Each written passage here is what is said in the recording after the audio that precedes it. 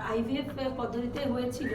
তো সেই সময় মানে নিউট্রিলাইটের যে আশীর্বাদ আমি পেয়েছিলাম, আমার বেবি হেলদি হয়েছিল। এবং শুধু তাই নয়, মানে ওই সময়টা তো আমাকে তো পুরো আমি সরকারি চাকরি করি স্কুলে, তো তখন তো আমাকে মেডিকেল লিভ নিয়ে থাকতে হয়েছিল। সেই সময় তো বুঝতেই পারছেন মেডিকেল পুরো চলে গেছে। ওই সময়ও মানে এই বিজনেসটা কীরকম ফ্লেক্সিবল, ওই রকম ক্রুশিয়াল পিরিয়ডে কিন্তু বসে করা যায়। এবং হ্যাটস অফ আমার যারা গাইডস, মানে তারা সব সময়, মানে আমি তো আসতে সত্যি পারি না সবসময় ফিজিক্যাল মিটিংয়ে, যেগুলো জুমে হয় প্রত্যেকটাতে আমাকে বলা হতো এবং আমি মানে অ্যাডিক্টেড ছিলাম যে ওটা দেখে আমার মোটিভেশন আসতো। ওটা দেখে মানে জেনারেলি আপনারা জেনে থাকবেন আইভিএফ ট্রিটমেন্টে 2 বছরের মধ্যে আমার বেবি হয়েছে, মানে এটা মিরাকেল। মানে আমার যারা কলিগরা ছিল তিনজনকার আইভিএফ করে বেবি হয়েছে, তাদের ওরা বলেছিল তুই ধরে রাখ, 6 বছর ধরে রাখতে, মানে ওরা নিজেরাই বিশ্বাস করতে পারে 2 বছরে কি করে হলো।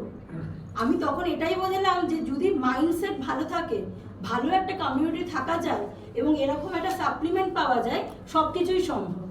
তো এটা যখন মানে ডেলিভারির পরে মানে অনেক বেবিদের আবার ফটোথেরাপি করতে হয়েছিল জন্ডিসের জন্য। ওর কিন্তু calcium level everything was perfect. ওজন 2.5 কেজি ছিল, কিন্তু মানে ডাক্তার একদম বলে কোনো তোমার বেবির দুর্দান্ত আছে। তারপরে ওই ছোট বেবিকে নিয়ে 4 মাসে আমরা পুজো দিতে গেছিলাম সিদ্ধিতে।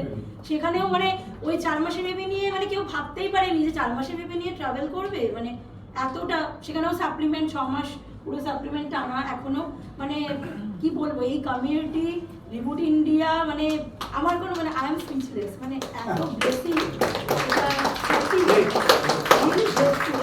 আপনারা মানে আসুন এখানে দেখুন, মানে মনটাই চেঞ্জ হয়ে যাবে। মাইন্ডসেট চেঞ্জ না হলে কিন্তু ফিনান্সিয়াল ব্যাপারটা আসে না। আগে মন যদি না ভালো থাকে, ইমোশনাল হেলথ যদি ভালো না থাকে, তাহলে কখনো রোজগারের জায়গায় যাওয়া যায় না।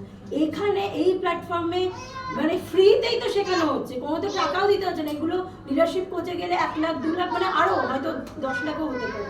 সেখানে আপনারা হতে পারে মানে হবেই।